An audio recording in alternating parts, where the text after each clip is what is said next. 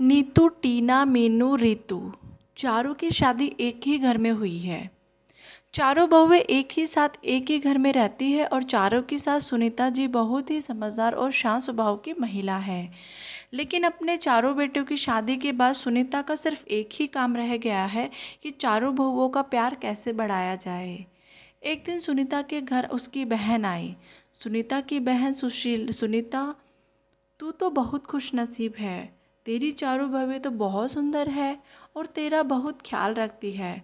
तुझे तो घर के काम की चिंता होती ही नहीं होगी। सुनीता कहती है, अरे कहाँ दीदी, मुझे तो हर समय यह चिंता लगी रहती है कि कहीं इन चारों में लड़ाई ना हो जाए। जब भी मुझे लगता है कि इन चारों में बहस होने वाली है तो मैं बात को संभाल लेती हूँ। सुनीता की बहन, ये बात तो सच है। सुनीता, दुनिया सोचती है कि बहुएं आ जाने से घर में खुशियाँ आ जाती हैं, लेकिन ये भी सच है कि घर में बहुएं आ जाने से सास के लिए जिम्मेदारी बढ़ जाती है। हर समय बस यही सोचते रहो कि कहीं लड़ाई ना हो जाए। ये दोनों बात कर ही रही थी कि अचानक नीतू और मीनू की लड़ाई करने की आवाज़ें आई। नीतू, मैंने एक बार पोंछा लगा दिया है तो मैं दोबारा नहीं लगाऊंगी। मीनू, दोबारा पोंछा तो तुम्हें लगाना ही पड़ेगा। नीतू, तुमने इतना गंदा पोंछा लगाया है कि लग ही नहीं रहा है कि घर की सफाई हुई है। बहुओं में इस तरह से लड़ाई देखकर सुनीता की बहन घबरा गई और सुनीता को समझाने लगी, तेरी बहुएं काम काम करती है और लड़ती बहुत ज़्यादा है। सुनीता, तुझे इनकी लड़ाई बंद करने के लिए कोई ना कोई रास्ता निकालना ही होगा। यह कहकर सुनीता की बहन वहाँ से चली गई। अब सुनीता दिन रात यही सोचती रहती है कि इन बहुओं का आपस में प्यार कैसे बढ़ाया जाए।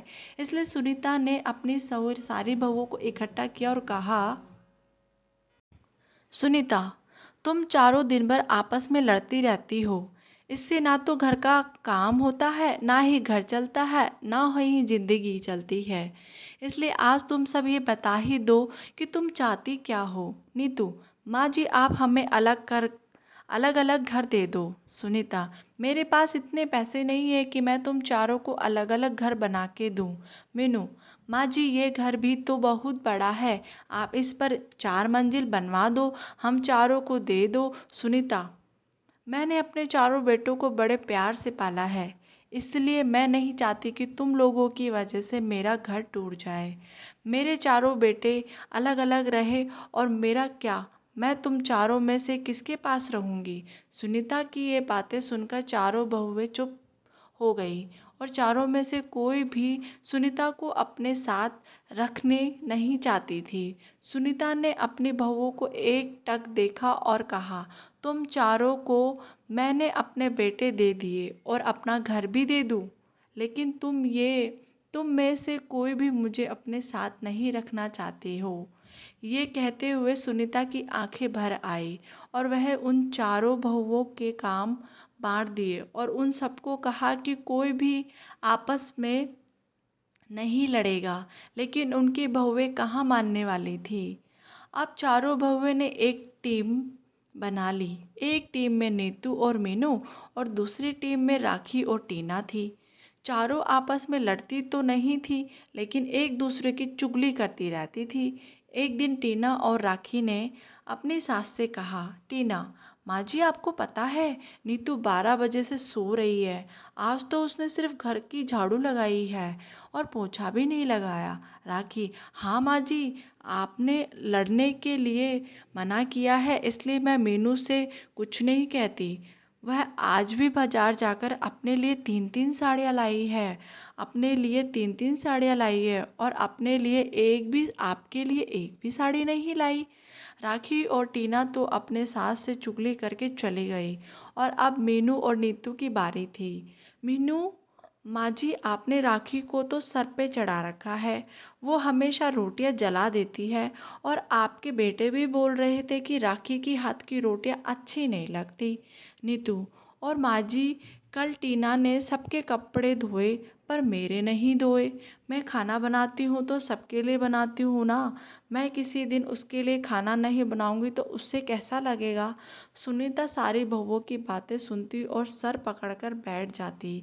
इसी तरह दिन बीत रहे थे। जब बहुओं को लगा कि हमारी सास तो हमें घर बनाकर नहीं देगी, तो चारों बहुओं ने अपने अपने पतियों को भड़काना शुरू कर दिया। जैसे ही उनके पति काम से आते, वैसे ही चारों बहुएं चुगली करने में लग जाती। एक दिन जब उनके पति घर आए तो नीतू बोली, नीतू, सुनो जी, मैं इस घर में नहीं रह सकती हूँ।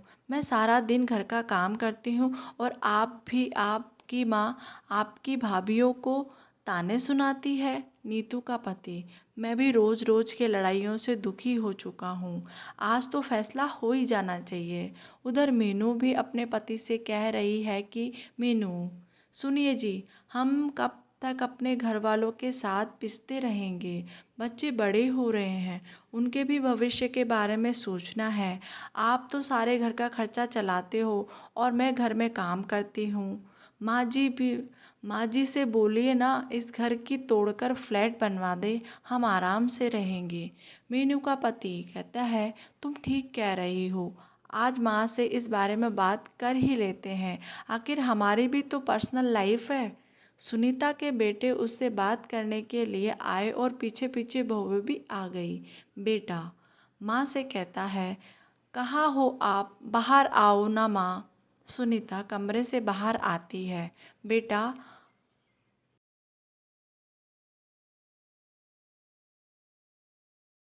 बेटा, माँ आप घर को तुड़वा कर फ्लैट बनवा दो ना, सब साथ में नहीं रह सकते। दूसरा बेटा, हाँ माँ, सबको एक रूम मिल रहा हुआ है, हमारे बच्चे भी बड़े हो रहे हैं, उनको भी अपना रूम चाहिए अलग से। और आपकी बहुएं 24 घंटे लड़ाई करती रहती है, वो भी नहीं होगी। अलग अलग रहने से तो आपको भी शांति मिलेगी और हमें भी। माँ, अच्छा, तुम्हारी पत्नियों ये घर तुड़वाने के लिए मुझे नहीं मना पाई तो मेरे बेटे को भड़का दिया।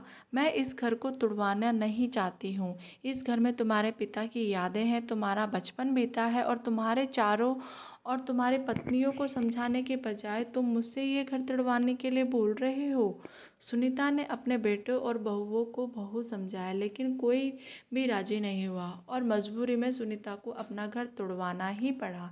जैसे जैसे हथौड़ा घर की दीवारों पर चोट रखता था, सुनीता की वो चोट उसके दिल पर महसूस होती थी।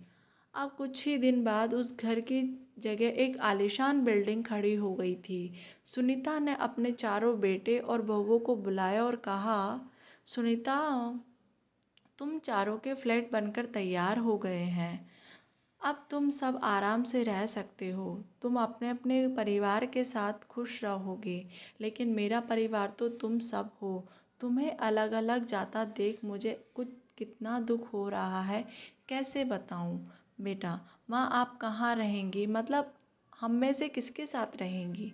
सुनीता, तुम फिक्र मत करो बेटा, तुम्हारी बूढ़ी माँ किसी पर भी बोझ नहीं बनेगी। पेंशन तो आती है मेरे पास, उससे मेरा गुजारा हो जाएगा। तुम चारों एक एक फ्लैट में रह लोगे तो ये नीचे का हिस्सा बचेगा, वह मैं रह लूँगी। चारों बेटे अपनी अपनी पत्नी और बच्चों के को लेकर चले गए और आराम से रहने लगे। सुनीता पूरे दिन यही रहती और यही सोचती, मेरी बहुओं में से मुझसे मेरे चारों बेटे छीन लिए। चारों में से कोई भी मेरे पास नहीं आता, लेकिन सभी दिन एक जैसे नहीं रहते। कल मेरी जगह मेरी बहुएं भी होंगी, तब देखती हूँ।